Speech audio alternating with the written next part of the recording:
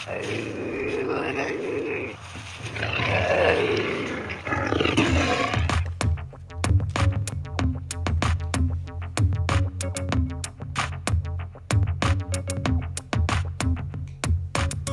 blast off in my time machine.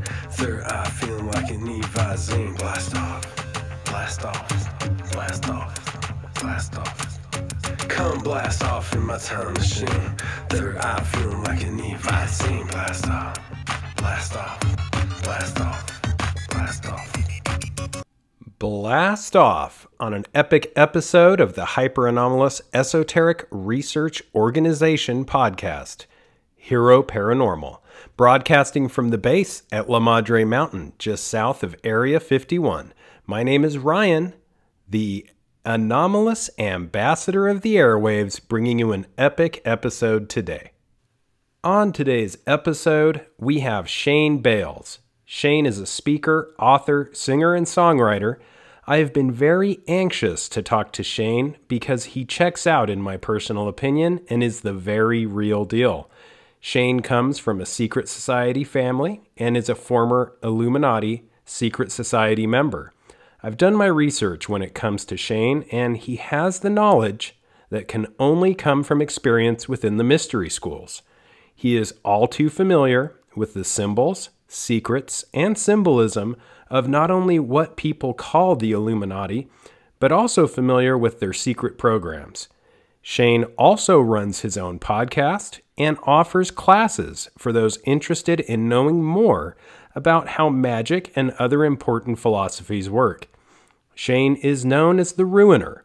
He has his own blog and knows the secrets which influence the way the world works. This highly secretive network of elite families that have unique bloodline connections with legitimate secret societies and have been documented throughout history as a powerful force of nature, no matter the political environment at the time, are very real. There are multiple secret societies, orders, and families which fall under the umbrella which has been popularly called the Illuminati. Shane has seen beyond the veil of secrecy and knows who is truly in control of the narrative. Behind the scenes, most people are aware of the different cults and or organizations up front, such as the Freemasons. However, the larger picture of what is going on is much more vast and hidden than most common people think. Much is shown on purpose only to hide the truth. Shane is a teacher of how to tap into the energies of creation and helps people control their own personal power through his vast knowledge and experiences. I am so excited, Shane. Welcome to the Hero Paranormal podcast. Thank you, and glad to be here. Yeah, it's been some time that I've wanted to talk to you. I've heard some of your podcasts. I've looked at what you do, and there are a lot of people who, let's just say that the term Illuminati has, especially in modern times, been kind of cast about here and there, and people are forgetting where it really comes from. So where do you want to kick off, and how do we delve into this enigma? Well, I have no idea, but I guess let's start there with the name. You know, that is not what they call themselves. That is a name that they allow to be popularized, you know, kind of by us, because again, that's not what they call themselves. So there's no, you know, documentation anywhere on the planet that's going to tell you about the Illuminati in the terms in which we would talk about it.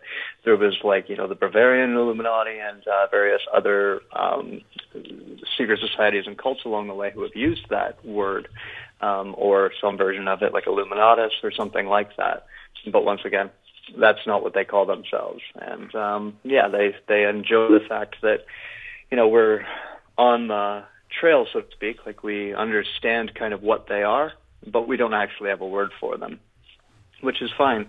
And you kind of nailed it in what you described them as. They are, you know, kind of linked into all of the different structures that we know, from secret societies to religions, the military, banking systems, education systems, legal systems, pretty much everything and everywhere on the planet all at once. It's not just isolated in North America or the UK and North America or just the English-speaking countries. It's happening everywhere. So, Yeah, it's been going on for thousands of years, and kind of the research material we have available to us really only encapsulates the last couple hundred of that. So it makes sense that we're kind of chasing our own tails in a lot of ways because the picture is just a lot bigger than we can perceive.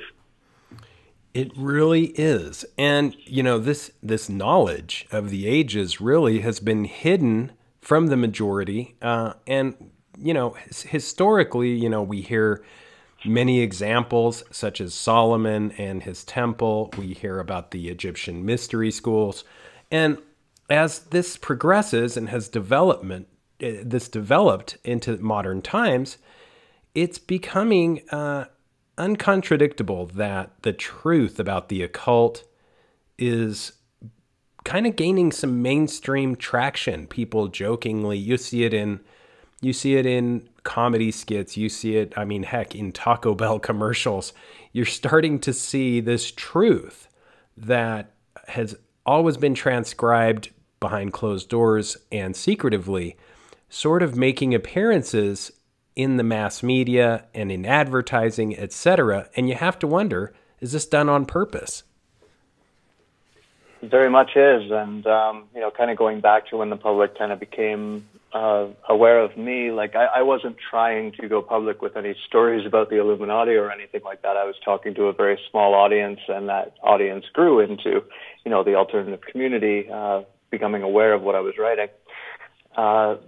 But aside from that, I said in that the proof would be in the result, in that in all the different topics we speak about, all of the different theories we have related to those, all the different stories these people are telling, people like myself are telling, we would start to see the proof in the result over the next few years. And that's exactly where we are right now. I actually wrote a blog that's called The Plan, which is literally what we've watched roll out over the last 2 years, right? And I understand that someone like myself saying all of these things, I don't have anything I could show you or hold up in court to prove anything that I'm saying. And so the only proof I can rely on is, partially proof in character, and the other part is proof in the result. In that, I could say things like, Donald Trump is going to be president before anyone even knew Donald Trump was going to run for presidency, and Donald Trump becomes president. Or a little bit later, when everyone's saying that he's going to get reelected, me saying, no, that's not part of the plan, and that's not what happened. And most recently, the Queen dying. I literally called that almost within a few hours of it happening. So that's kind of what it is. And my overview that I received from them. Obviously, I was being groomed to be a part of what they're rolling out right now, so it was part of their grooming me to understand how this was all going to work. And obviously, they can rely on me not having a gigantic audience. I'm not on Oprah or Joe Rogan's podcast talking about these things, so I'm not a threat. But at the same time, for those who have been paying attention since the beginning, they've kind of been watching my batting average and improve over time, and this is why, because they do need to tell us. It's part of the magician's trick. They need to tell you what they're doing, and they've hidden that in fiction. So it's not even that they've kept the truth from us. They've just made it so muddy and so confusing that we can't, keep the baby and throw out the bathwater, so to speak. I'm so glad you mentioned the magician's trick, because it does seem, and it appears, that these times are becoming the follow-through, and that there's an overwhelming feeling that this has kind of been laid out for us. How I guess what I'm impressed with is, your burning desire and to get this message out. Let's tell our listeners, before we delve too deeply, about your blog, about what you have going on and where they can get more Shane Bales. Well, to be honest, I don't have a burning desire to get this out. It's it all happened kind of by happenstance. Many people I know in my direct life have been through these things, and they know that I had a view of it that they didn't. And so once they were kind of fully out of it and they started asking me questions. And so kind of before the blog, I had been writing, 13, 14 emails a day to these people, but they were always on the same topics, and the topics that they wanted to know about were all the same. So one person within that small group had organized kind of a list of that and made the suggestion of me writing almost like a newsletter And then to make it even easier, they pointed out Blogger, and that I could just post it on Blogger. So that's how I had started. At the time, there was another person talking about blue avians, and one of my blogs is titled Avians. So as people were searching blue avians, they were finding my blog called Avians. And I think it was David Icke's forum that picked it up first, and then Project Camelot picked it up. Various other websites like that had picked it up from there, and so that's where it kind of started. And to be honest, I really did plan on just finishing the blog and riding off into the sunset, so to speak. I did make some adjustments once I realized the public was reading it to make it, at least somewhat understandable. Maybe not so much of a spectacle as it would have ended up being if I had have just continued to the intended audience. But again, at the end of all of that, I became increasingly aware that there's a lot of people out there telling stories that are very much like mine that I believe they're just making up, or at least partially or mostly making up. And I started to get to know some people and see the kind of damage that was being done in that way. So I do have a bit of a desire to now present an alternative to people where I can kind of rearrange your thoughts on all of these so that it brings it back down into logic and reason, and you can see the cause and effect in your real world, as opposed to a lot of this other stuff that's just happening kind of in this maybe astral or ethereal type interaction. But anyways, so now I had run a kind of public YouTube channel for a while, but once again kind of wanted to narrow the audience a bit, so I put it behind a paywall, which is on Patreon, so that I can narrow that audience a bit and just kind of speak to people who, were legitimately there to listen, not just, people who were there to be angry with me or whatever that is, because I do say some things that upset some people from time to time. So that's what I do now. It's Shane Sador, Storyteller on Patreon. I have a website called The Rebels Advocate. The podcast I do on Patreon is called The Rebels Advocate. And then through the website, I also teach what I call a magic class, which for, a layman on the street could be just, easily summed up as a self-help course. But basically, because of the way that I was brought up, I was shown a bunch of different systems of magic, independently learned some as well, and kind of had some, let's call it pre-incarnational knowledge of the way magic works, and a good understanding of how we as humans can do it. And I started to realize that a lot of the magical systems had what I call gatekeepers in place, where it's not really the human who's producing the magic. They're usually gaining the favor of some type of spirit or allowing some type of other entity to channel through them. And I think that that's nonsense, because this version of human that we are generates so much ethereal or cosmic spiritual energy, just our daily existence, that we should never have to channel it from anything else outside of ourselves. I built a system that's kind of couples that knowledge with standard psychology and understanding how the mind works, and putting that in concert or into a dance with how the metaphysical also works. And I call that magic. Yeah, and I'm really glad that you explain that in layman's terms, because many people hear the word magic and they walk away or brush it off as the thing of legends. I recently read a declassified document from the CIA that perfectly explained magic, and that's exactly how they called it. So, this is a very real thing, and there are many groups and institutions that have studied this for quite some time. Some are governmental, and others are, more the art of the initiate or the magus. And I'm glad that you mentioned having the keys, because there is a key to the secret gates, and you've been able to see sort of behind this veil of secrecy. How did this all start out for you and your childhood? Well, 100 years ago, the bloodlines were super important to them. They would just kind of select within those. But over time, that kind of started to become less important.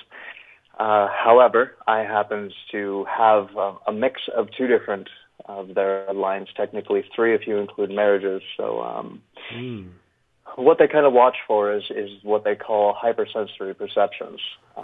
Children who are displaying psychic abilities, to put it into simple terms. So I was one of those, and so selected for that reason.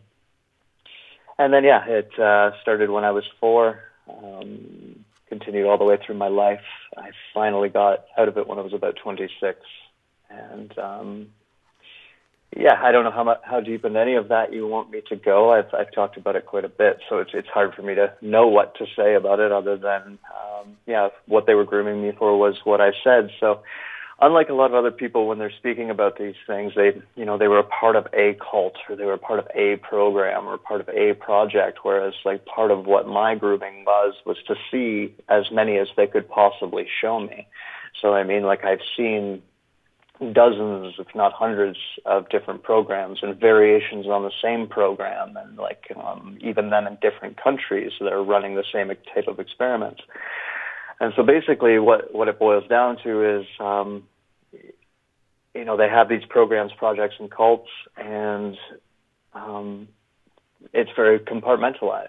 And I kind of got lucky, I guess, in a sense, in that I didn't fit into any one of them. And because I think that, I kind of from a soul level remember magic so strongly that I was effective to them for a long time.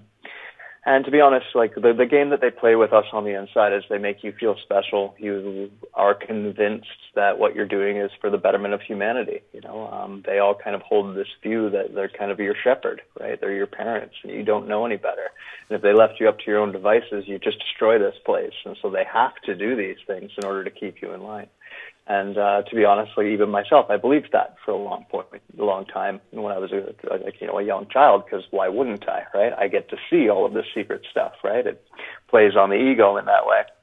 And then when I was like 13, I started to realize, like, no, this is not good for humanity. So that kind of started the process of me wanting to get out. But you don't just get out of things like that very easily. There's a lot that goes into getting out of something like that. So the next thing that they do is what I call dangling carrots, which is, putting offers in front of you that you kind of can't refuse, allowing you to see things that they know you want to see, things like that.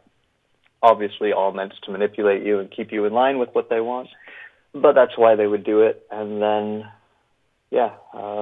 eventually it just sunk into me that it was like a do or die, like a get out or let them kill me type thing. And when you're willing to go that far, there's usually arrangements that can be made. I'm not sure if I answered your question, but basically what I do try to do for people is, because you mentioned keys, I always call what I do is I provide people with a skeleton key so that they can take all the stuff that's available to them on the internet, which, to be honest, I haven't read a whole lot of. And so I only know that what's available to you is meant to keep you in a chill-pacing state, so you never actually get to the bottom of it. And I can kind of take all the noise out of the equation to help you hear the actual signal. Yeah, that's great. That's great, Shane. And this path of occult initiation, I think you've explained that pretty well. A question I've always had is there do seem to be compartmentalized cults or sects. And the question I've always had is it like other things where there are good groups and bad groups and everything in between? Yeah, I mean, people have this concept of like white hats as an example. So there are some organizations out there who are a little bit more close to maybe my story, where they kind of somewhere along the line decided it wasn't for them and kind of wanted out. And there are groups that kind of protect those people. But I always kind of analogize it like they don't have any teeth. They can't really do anything to fight the system. All they can really do is kind of offer a little bit of safe haven to people within the system. Ultimately, when I was talking about like their mindset of, they have to do this because we would be doomed otherwise, the white hats tend to still have that attitude that they are doing what is right. What they're doing is what is good. The difference between like dark and white hat would just be is whether or not the ends justifies the means. They both have the same ends in mind, but, the white hats maybe want a softer landing. It's actually, in metaphor in like the story of Anu, Enki, and Enlil from Sumerian texts, if you believe that part of it, or even some of the arguments between Satan, Michael, and Jehovah in that Bible is still that idea of like one side kind of being on our side to an extent, but still having control over us, and the other side just being like kind of like, oh, I don't care, they're all disposable, let them all go, on the other side. And so that's kind of the true nature of what goes on within that. And then, everything in between, obviously, because these are all individuals. Not everybody has the same exact opinions, but what they do and have done effectively, and why they've kind of had an advantage against us, is that they can all agree to disagree on the semantics and the dynamics, because they all do have that same end goal in mind. Which, if we ever figured out how to do that on our side, we would be way too powerful for them, but we can't seem to stop fighting amongst ourselves. Yeah, there's a lot of nitpicking on this side, and it does seem as if, these legacies, really, that are devoted, at least in an umbrella term, to the same cause, whether they be cults, fraternities, and, more of the more commonly known organizations, it does appear that they're kind of growing in numbers these days, because people are just trying to figure stuff out. And I think it's probably the case that when people try to initiate into some of these groups, or at least from what I've heard from others, is they're probably missing some of the major points that won't be figured out until much, much later on in the process.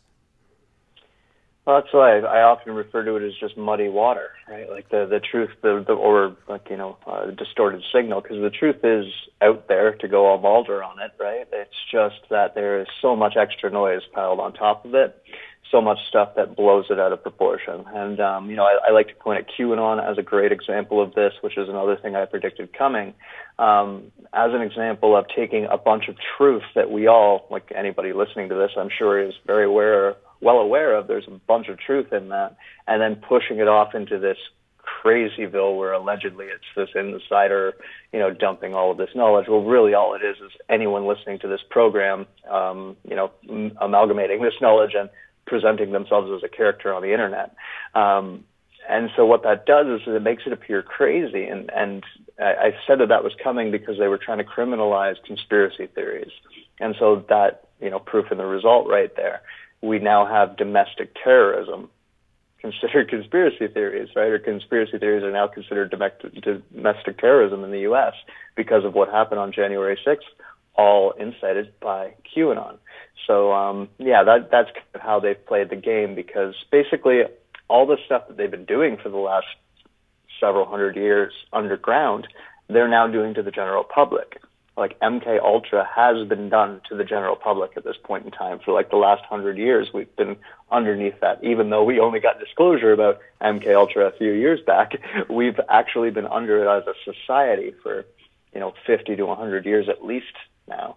And the effects are exactly what they are intended to be, which is a completely brainwashed society full of all sorts of dissociation and willingness to believe nonsense and follow the herd, because they're basically in so much cognitive dissonance that they can't think for themselves, which is exactly what that program was meant to do to people, right? So it has worked, and you can see all that stuff I was kind of raised around is now just public.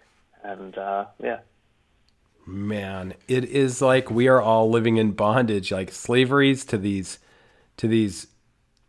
cell phones, social media. I just can't believe a lot of the stuff that I see in the mainstream media, the way things are, all the talking heads seem to be saying the same thing. And when that happens, I tend, when I hear all the same narrative, I get a little scared. And with these occult forces, they seem to be able to meet in fairly public places, yet hidden, or have special, for lack of a better word, back doors into locations. A lot of people have mentioned theme parks in the past. I know you have as well. Everybody knows about the 33 Club at Disneyland, and the list goes on and on, kind of hiding in plain sight, aren't they? Well, yeah, they can, especially now. It was kind of funny because I was kind of behind the scenes with some researchers before ever going public by like many years. And I can even remember when Alex Jones snuck into, I'm doing air parentheses for those who can't see me, snuck into Bohemian Grove and took those pictures and let that be known to the public. That's their way of normalizing those things too. And now when people hear those things, they think of those pictures and they think of that situation. They think, oh, it's silly, right? It's just a bunch of grown men dressing up and doing a play, more or less. It's D&D for the world elites. And so they can get away with it now, right? And they can just like put a new name on it, like Bilderberg, right? That used to be a conspiracy theory, and now you can watch it on C-SPAN. So that's how they've kind of normalized it at this point. And yeah, over the years, they've been able to rely on hiding in plain sight because we didn't have the internet. Right? Before the internet, they could get away with just about anything they wanted. They could hold their meetings in libraries; nobody would even bat an eye. But now that we have the internet, that's a little bit different. Another type example, I think the one that you were referring to was like businesses, like the bank is owned by a member of this organization, and so when they walk into the bank and go into a little back room, nobody asks any questions, but that little back room also has access to something underground of that bank that all of the employees in the bank have no idea is even there. That's another pretty simple one. A fun one that I pointed out is the 13th floor of buildings. Most buildings do actually have a 13th floor. You just can't access them.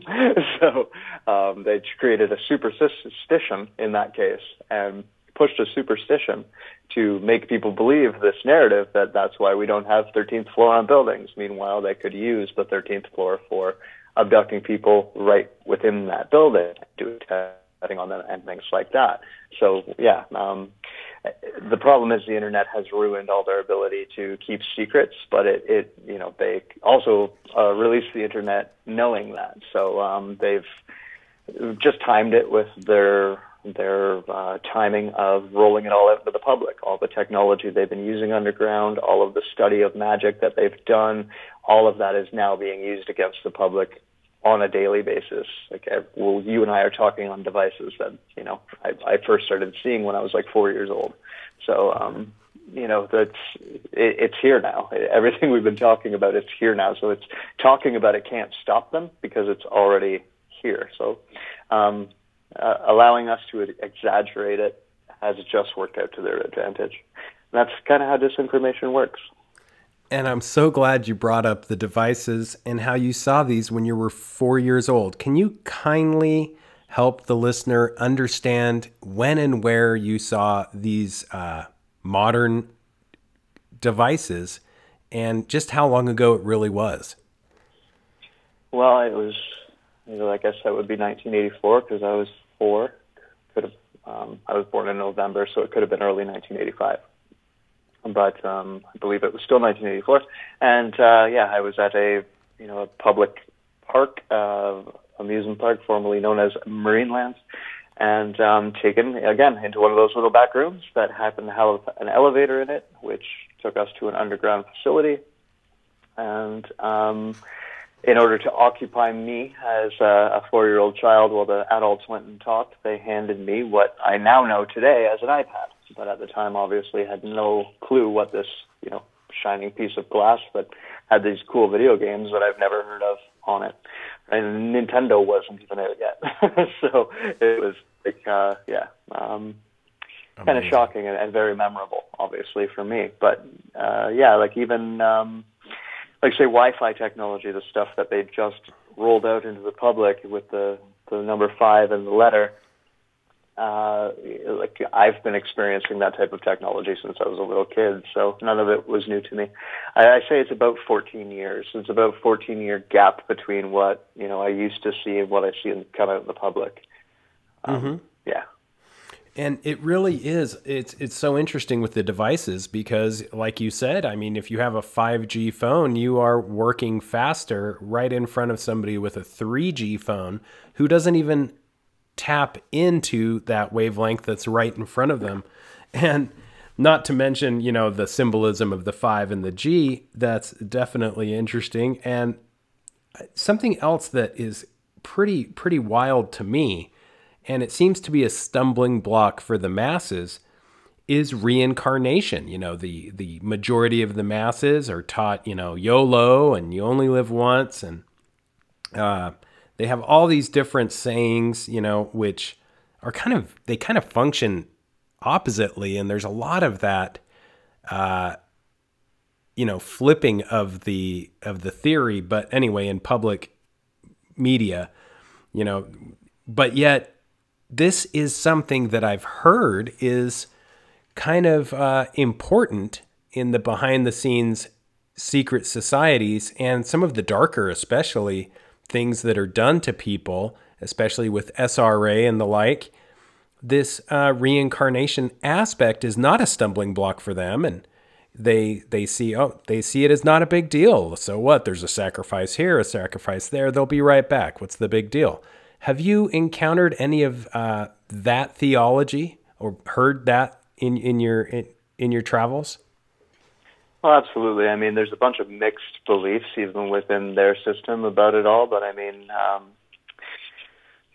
some of it's come out in fiction. I think, what was that fucking series called? Sorry for my language. I believe it was called Nine, or The Nine, maybe, where they were showing a cult that was like kind of tracking their own reincarnation and kind of keeping themselves almost immortal through that process. So that type of thing exists. But I guess just generally they understand the dynamics of the soul, and that, when we die, the soul goes somewhere. And there's been a bunch of different kind of agendas linked to that. Things like the cults I mentioned, where they would kind of use that as a form of immortality by, being able to remember each incarnation kind of concurrently. The way that they showed it in that show is very accurate, that they would have like totems, basically, that they would pass on from incarnation to incarnation that would jog the memory. But yeah, that is kind of just a reality for us, is that we are not these bodies, right? And our souls have had all kinds of different adventures and will continue to do so. And that knowledge obviously has been very well hidden from us, and very deliberately hidden from us, so that, we would believe in the scarcity of a one shot at this, and everything that comes along with that. But yeah, they know otherwise, and they have used their knowledge of what goes on there to their advantage along the way. Interesting.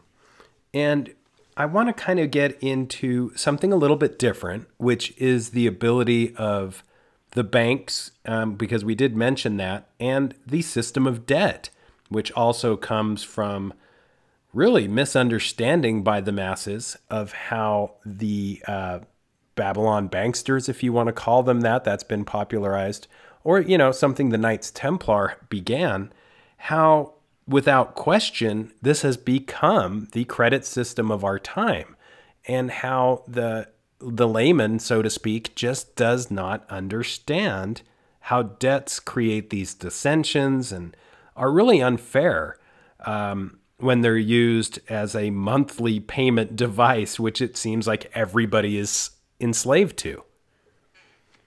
Well, that's it, right? It's the putting a price on everything makes it determines the value for you. And when you are the one who determines the value, whether that's, controlling the food or controlling the money supply, I mean, we've all heard those quotes. If you control those things, you control the population, right? So that's what it all is going all the way back before they even introduced money, they introduced scarcity, and they introduced control of resources.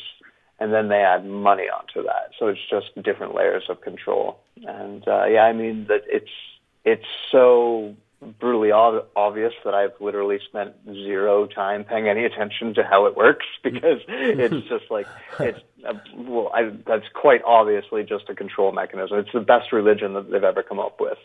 Let's put it that way, right? Like, we all believe in God money, and that's exactly what it is. We all believe in God money. There is no God money. We made them up. There is no money. There is no value to the things that we value in those ways. But we all believe it just like we would in any type of deity. And so it is just another religion, which to me, they all just work the same exact way, which is making you look outside of yourself for something of value or something superior to the value of yourself. And it's successful. It's a highly successful one. Totally. And it is, I love the way you describe that, because it really is sort of the church of what's happening now. And it's a Faustian bargain. I mean, you can have whatever you want now, as long as you promise and indebt yourself to us to make sure and pay every time, every payday, every way, every month from here until we decide you're paid up with our interest.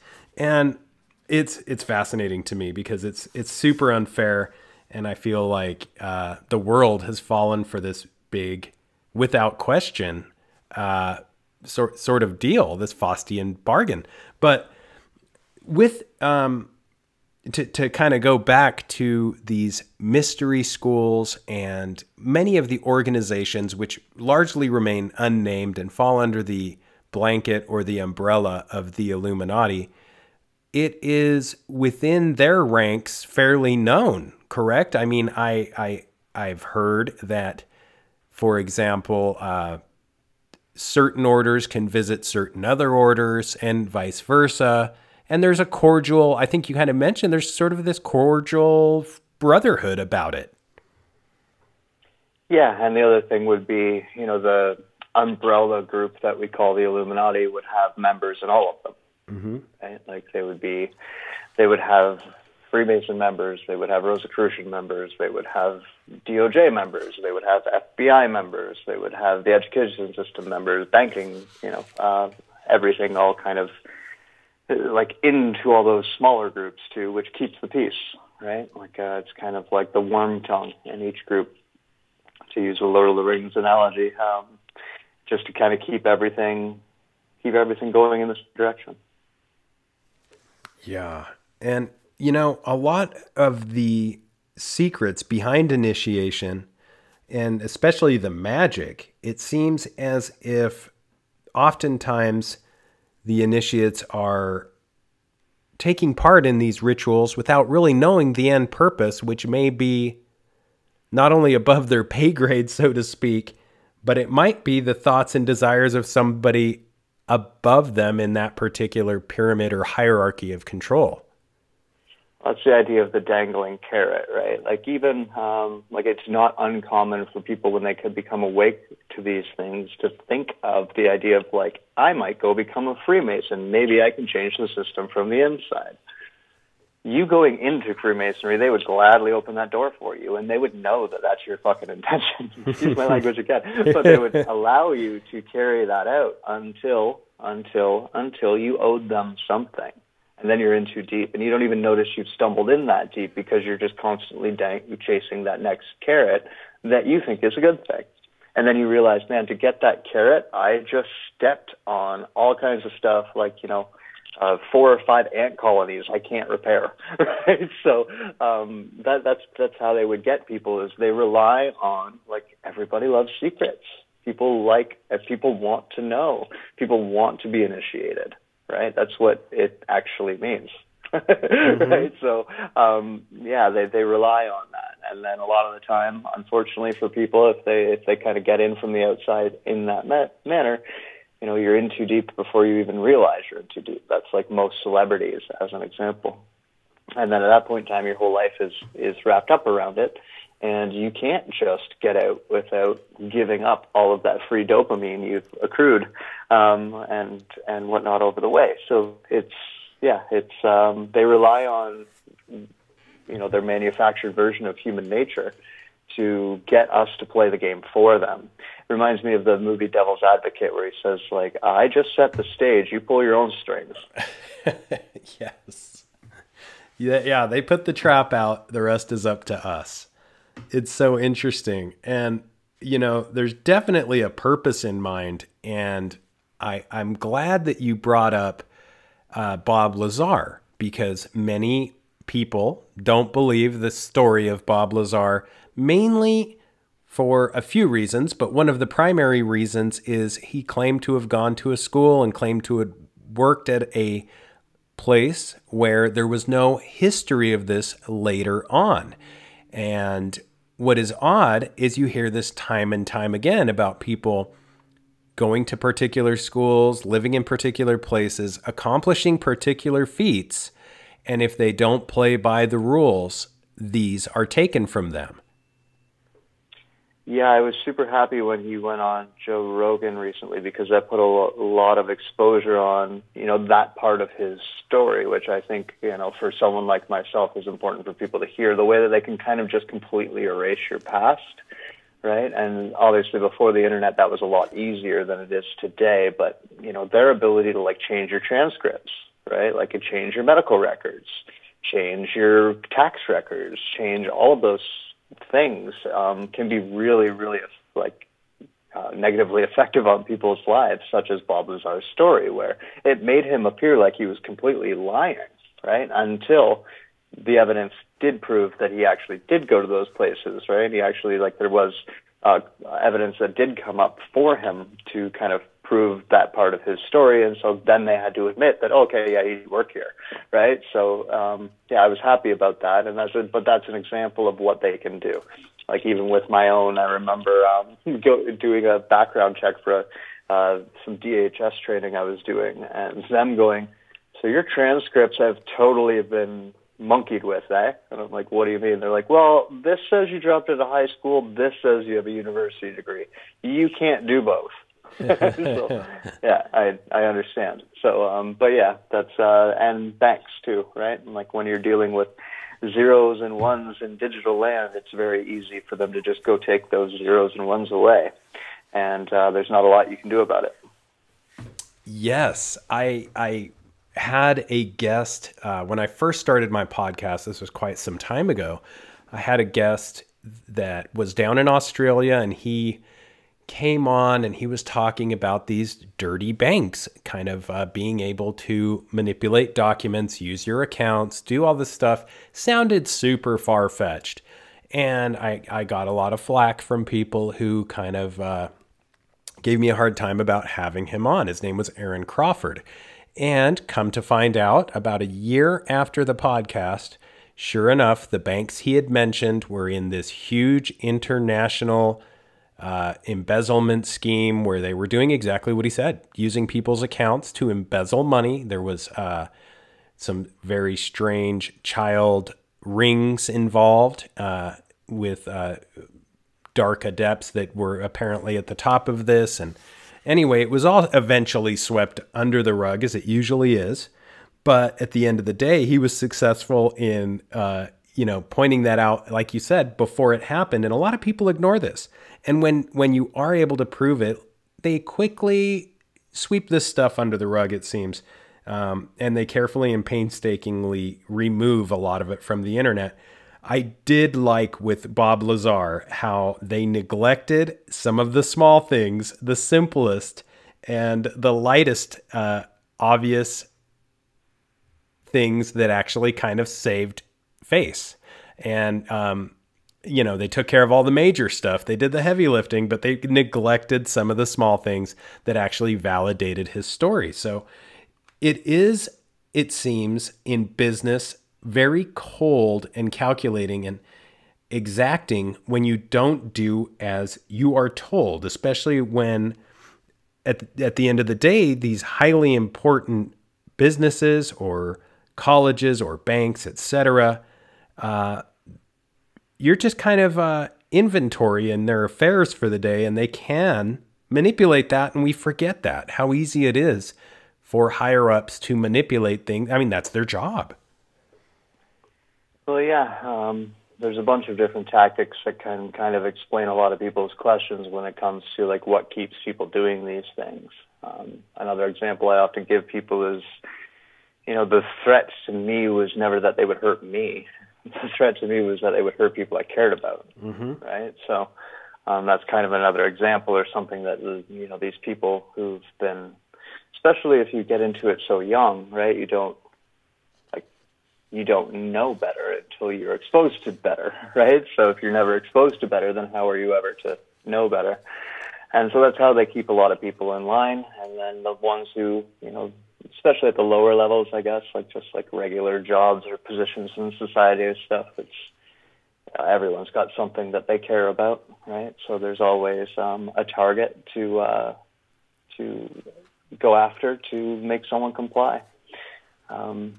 There's very few people who actually are just willing to die for a cause, and there's very few people who are willing to, make any and all sacrifices for a cause when it comes down to it, when push comes to shove. Yeah, and I like how you put that, because a lot of that was seen on January 6th. I think that there are these crucial points in time where events seem to be used.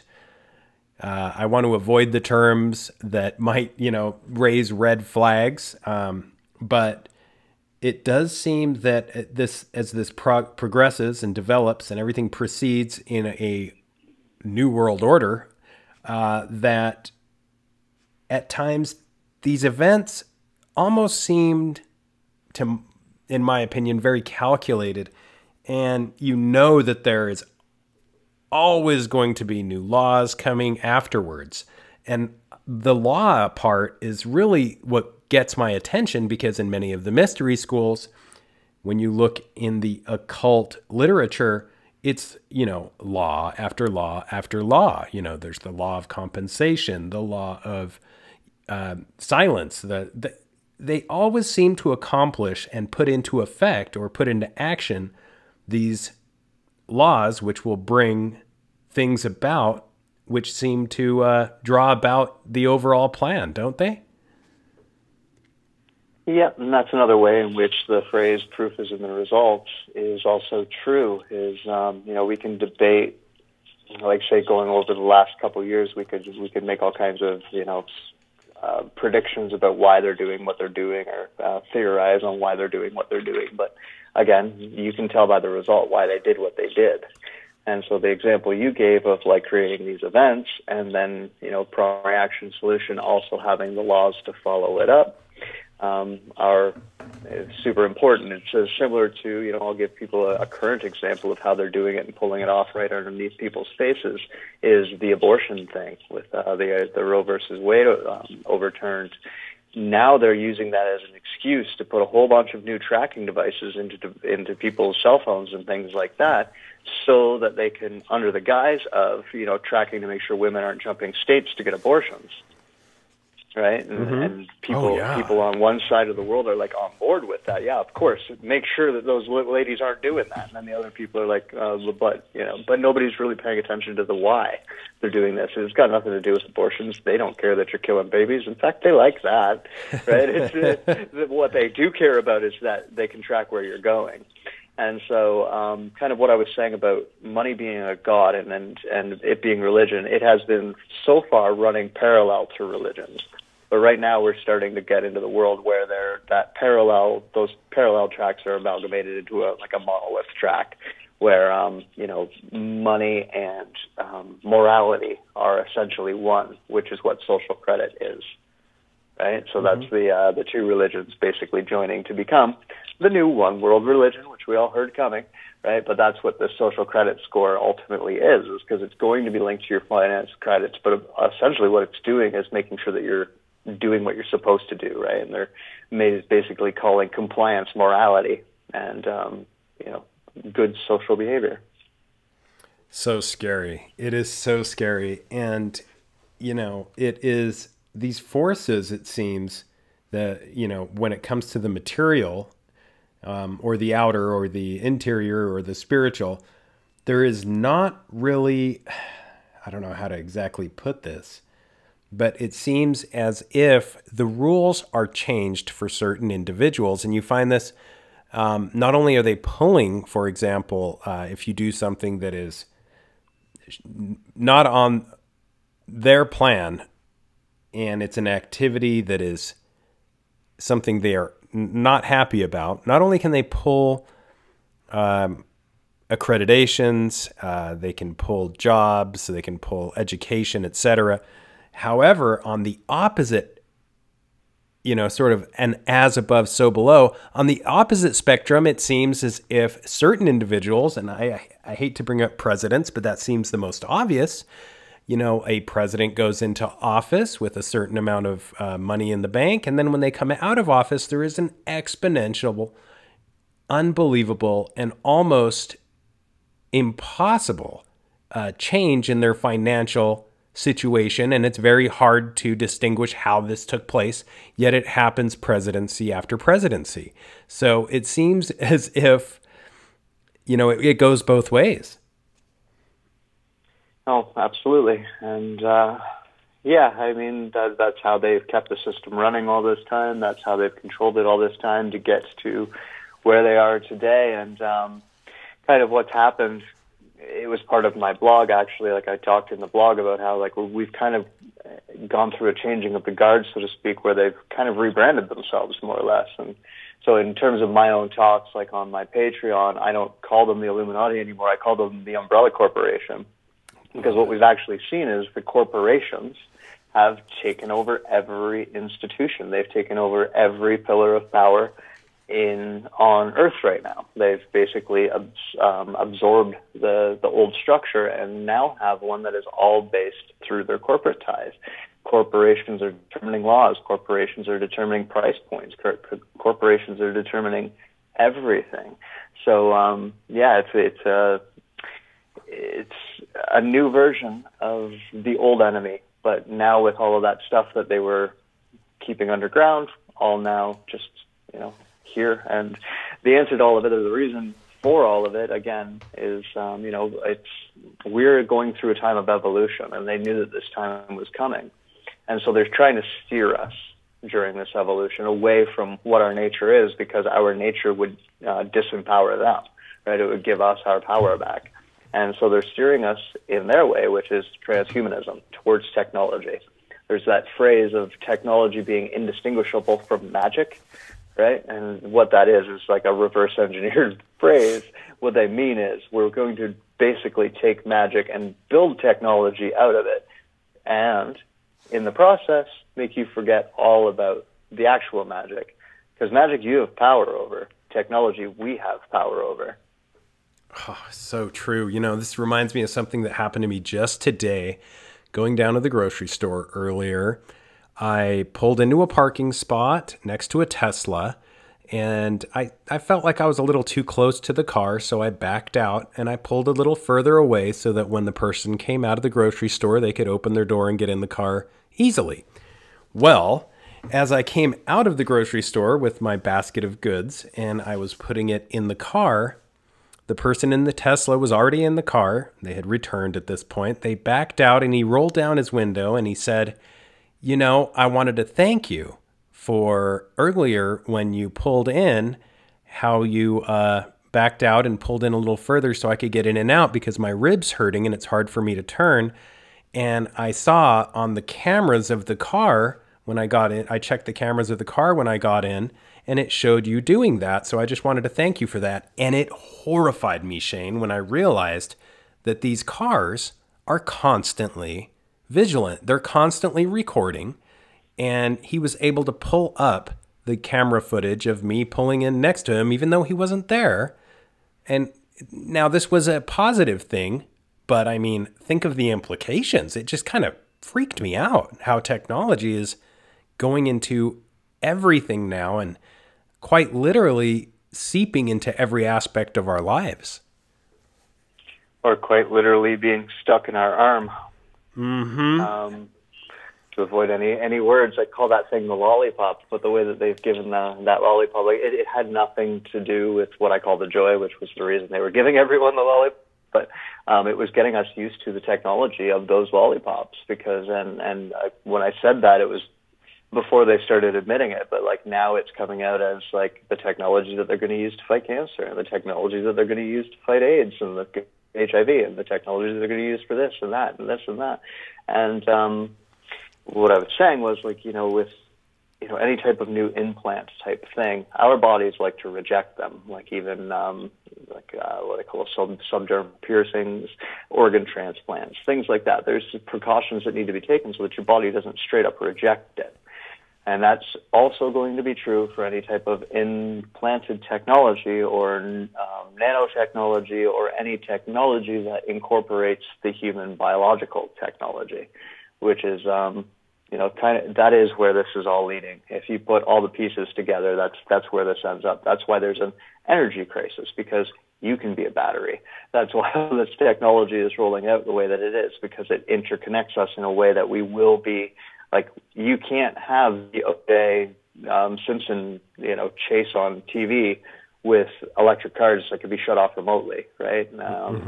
You won't have serial killers because, we're going to figure it out after their first murder. All of these different things are just going to be gone because they've got all this technology rolled out. I was talking about, like, the Pokemon Go. Remember that? Oh, gosh, Pokemon yes. Go? Yeah. Yeah. So that was Google's way of 3D mapping the planet and getting us to do the work for them. Here's a bunch of cameras. Now, there's a Pokemon gym down in this one area that we can't see with our satellites.Uld you kindly walk down there with your phone and record that for us into a 3D space so that we can use it for the metaverse? Thank you. Right? Genius. Oh, yeah. And that's the scary thing. We are not dealing with obstinate.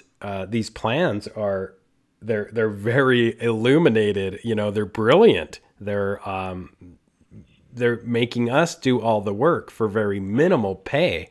And, just the joy of killing a Pokemon, it's like ridiculous, but it functions very well. And that is something that I'm always blown away by, is just how well this well-oiled machine works. These larger meetings of whether it's the, I won't say names, but these large organizations, they just work. It seems as if they've just about thought of everything. Yeah, it's from my perspective, it's actually like, don't take this that I agree with them in any sort of way, but I'm very impressed with what they've done, because it's impressive. It took so much work, so much planning, so much to pull off, and they have done it successfully. And every day I'm reminded of how successful they've been. And unfortunately, we're all kind of just along for the ride and trying to keep some kind of nature and true magic in the system or in existence to, try and remind some of the cyborgs on the other side. Because eventually, we'll shake off this and we'll get ourselves back to balance. It's just really unfortunate that we're going to have to watch, humans go this transhuman route to remember. Mm-hmm. And I think that epitomizes the evil aspects of it. I could see how this could work for positivity. However, there is that saying, absolute power corrupts absolutely. And it does seem as if this is working infamously, absolutely in every way. So I just wanted to thank you again, Shane, for coming on the podcast. Let's tell listeners one more time where they can support you, listen to you, and get more Shane Bales.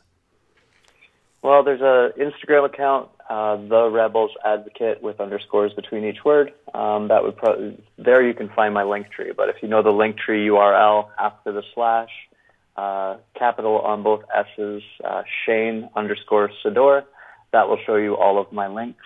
On Patreon directly, it's Shane_Sador_storyteller. And that'll help you find everything.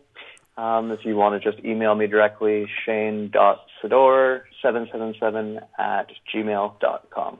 That's awesome, Shane. And in the last couple minutes, I just wanted to ask kind of a question that's sort of highly sensitive, but the truth, in my opinion.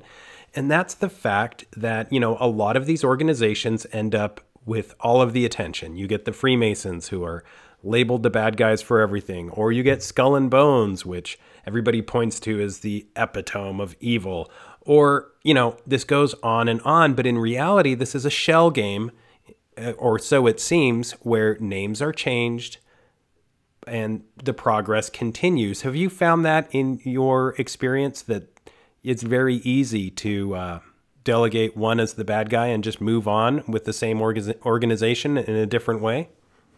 Oh, absolutely, or just let us believe whatever we choose to believe, because publicly, what do we see out of the Freemasons? We see a lot of good in society, right? So, that causes a kind of a disharmony when people go to look at it, and if we try to tell them, oh no, they're actually doing all these nefarious things, everyone's like, but my grandpa was a Freemason, right? So, it's the levels to it. That's how they do it, compartmentalization. And then you have to, jump through all the correct hoops and do all the things that they want you to do to progress, and the lie is different at every level. So every level you learn a new truth, and then you believe that's the truth. And if you believe that's the truth well enough, then they'll tell you the next new truth. And if you believe that one, then they'll tell you the next one until you get all the way up there. And by that time, they know you're just ready to play ball, so it's safe. Man, so amazing. Just absolutely. It's fascinating. I could talk about it all day. Can't thank you enough for taking time out of your busy day, Shane. And I hope to talk to you again, man. Thanks so much. You are welcome. It's been fun. We'll talk again sometime. Well, I was blown away. Shane definitely did not disappoint. The secrets which influence the way the world works are not only highly sensitive, but I understand why they're highly secretive. This network of elite families that have unique bloodline connections with legitimate secret societies, not to mention corporations, have truly become the puppet masters of the modern era. Yet this has always kind of been the same, hasn't it? The same environment with the total control behind the scenes and the deception. And the deception is quite simple. Those who are willing to sacrifice their freedoms for convenience deserve none. In the words of Benjamin Franklin, I'm probably not saying that quote exactly as it was originally penned, but I understand the theme. Most people are aware of the different cults and or organizations, such as the Freemasons. However, this larger picture of what is going on is much more vast and hidden than most believe. Much is shown on purpose to hide the truth. And Shane is very knowledgeable of this. Man, he definitely knows his stuff. I'm super glad he came on. Support Shane, support his blog, support his teachings, which are helping people control their personal power through his vast knowledge and experiences. Most importantly, do your best at being your best. And also support Hero Paranormal if you can. Go to Patreon, Hero Paranormal, or you can go to Podbean. We are also at heroparanormal.com. We appreciate the support. It definitely helps me be able to make the podcast and keep it coming. Keep your eyes on the top of that pyramid. Until next time, keep your eyes to the skies, feet on the ground, but don't forget to take a look around.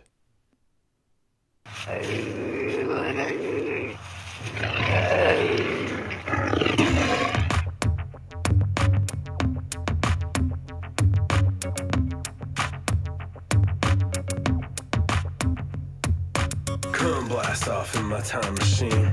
Third eye feeling like an Evazine. Blast off, blast off, blast off, blast off. Come blast off in my time machine. Third eye feeling like an Evazine. Blast off, blast off, blast off.